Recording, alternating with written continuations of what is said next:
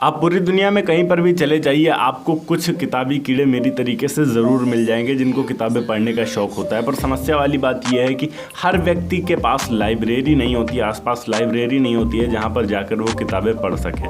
तो यहीं पर आपके लिए आता है एक बेस्ट बिजनेस अपॉर्चुनिटी कि आप एक लाइब्रेरी स्टार्ट कर सकते हैं अपने लोकल एरिया में, जहाँ आपके आसपास के लोग आकर किताबें पढ़ सकें और आपको अच्छा खासा रिवेन्यू जनरेट हो सके।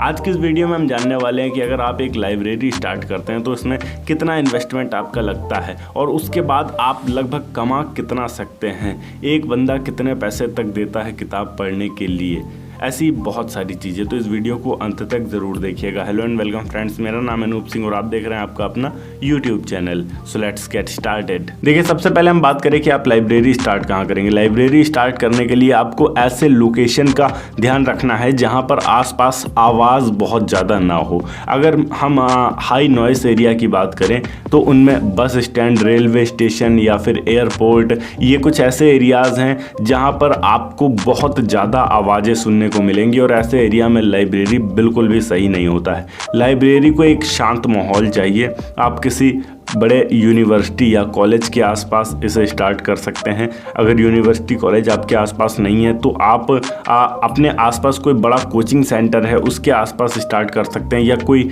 कॉरपोरेट सेक्टर है जहां पर ऑफिसेस काफ़ी ज़्यादा हैं, वहां पर आप इसे स्टार्ट कर सकते हैं। ऐसे एरियाज़ में ऐसे लोग आपको अधिक मिलेंगे जिनको किताबें पढ़ने का शौक़ होता है। इसी के अलावा आपको बहुत कम नॉइस मिलेगी या फिर ना बराबर नॉइस मिलेगी। आवाज़ जितना कम होगा उतना बेहतर होगा आपके लाइब्रेरी के लिए। साथ ही लाइब्रेरी के लिए यहाँ पर इतनी जगह तो कम से कम आपको चाहिए ही चाहिए जिसमें आराम से 25 से 30 लोग बैठ सकें। लाइब्रेरी स्टार्ट करने के लिए अगर हम लाइसेंस की बात करें तो इसमें किसी भी लाइसेंस की ज़रूरत नहीं पड़ती अगर आप छोटे लेवल पर स्टार्ट कर रहे हो, क्योंकि आप यहाँ ज्ञान स्प्रेड करने वाले हो, नॉलेज स्प्रेड करने वाले हो, तो इसमें आपको किसी बड़े लाइसेंस की ज़रूरत नहीं पड़ती। हाँ, अगर आपका बिजनेस बड़े लेवल पर आप स्टार्ट कर रहे हैं तो आपको GST रजिस्ट्रेशन की ज़रूरत ज़रूर पड़ती है। अगली चीज़ की बात करते हैं। अभी आपको इंटीरियर पर काफ़ी ज़्यादा ध्यान देना पड़ेगा। अगर आप एक लाइब्रेरी स्टार्ट करते हैं, आपको कारपेंटर से कैबिन्स बनवाने होंगे जहां पर लोग बैठकर पढ़ाई कर सकें। सबका कैबिन सेपरेट रहता है तो आपको कैबिन वाइज बनवाना पड़ेगा।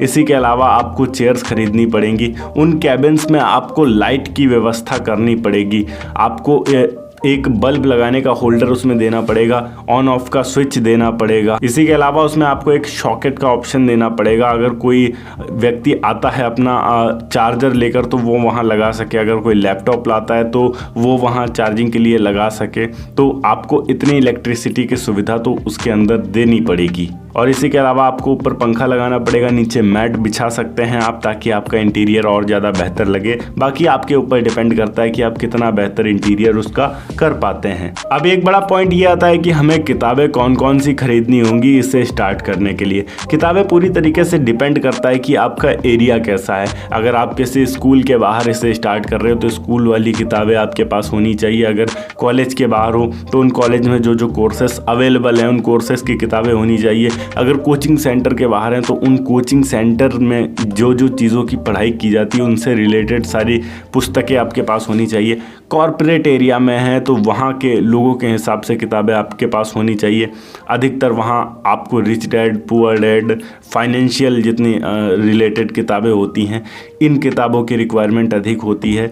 सॉफ्टवेयर कंपनी के बाहर हैं तो उससे रिलेटेड, वो डिपेंड करता है कि आपका एरिया क्या है, उसी से रिलेटेड ज़्यादा किताबें आपको रखनी है। रखनी तो नॉर्मली मेनली जो मेन होती हैं सब जितनी आप अफोर्ड कर सकते हैं उतनी रखिए, उतना बेहतर है। पर जहाँ पर भी आप अपने इस बिज़नेस को स्टार्ट कर रहे हैं उस एरिया से रिलेटेड बुक्स आपको ज़्यादा रखनी होंगी। इन्वेस्टमेंट और अर्निंग की अगर हम बात करें तो यहाँ एटलीस्ट 2 से 2.5 लाख रुपए आपके इन्वेस्ट होंगे इस बिज़नेस को स्टार्ट करने के लिए, जिसमें आपका पूरा इंटीरियर का खर्चा रहेगा, आपकी किताबें जो आप खरीदेंगे वो सब रहेगा। और अगर हम अर्निंग की बात करें तो इसका बिज़नेस मॉडल कुछ इस तरीके से काम करता है कि आप मंथली सब्सक्रिप्शन देते हैं लोगों को 500 रुपये में या 600 रुपये में, जिस तरीके से जिम की सब्सक्रिप्शंस होती है, और उस हिसाब से आपको पैसे चार्ज करने होते हैं। जैसा आपका एरिया है उस हिसाब से आप पैसे चार्ज करेंगे। और इसके अलावा ये भी डिपेंड करता है कि आपकी लाइब्रेरी कैसी है, उसमें कितनी बुक्स मौजूद हैं, उसके हिसाब से भी आप पैसे चार्ज करेंगे।